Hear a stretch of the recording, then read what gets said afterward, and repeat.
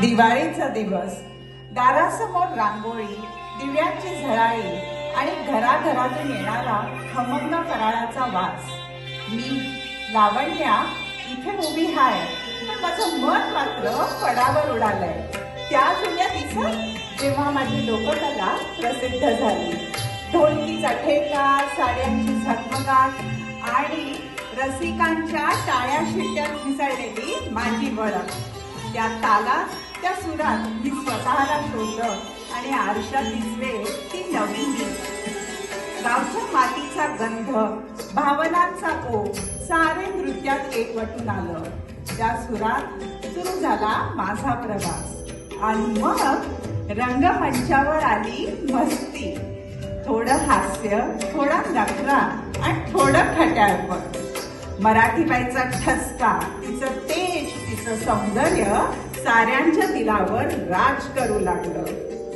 अशी ही रेशमी धाग्यांनी गुंतलेली माझी स्वप्नांची पतंग उंच भरारी घेत होतो. कधी वाऱ्याशी झुंजत तर कधी आभाळाशी गप्पा मारत. तेव्हा जाणवलं माझी कला म्हणजे केवळ नृत्य नाही, ती आहे भावनांचा झरा. कधी वीरतेची गाथा, कधी भक्तीचा लय, कधी प्रेमाचा ओलावा, तर कधी स्वाभिमानाची गर्जना.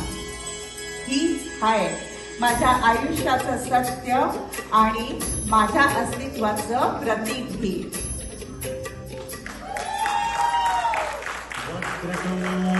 महाकाय सूर्यकोटि समप्रभ थँक्यू. निर्विघ्नं कुरु मे देव सर्वकार्येषु सर्वदा.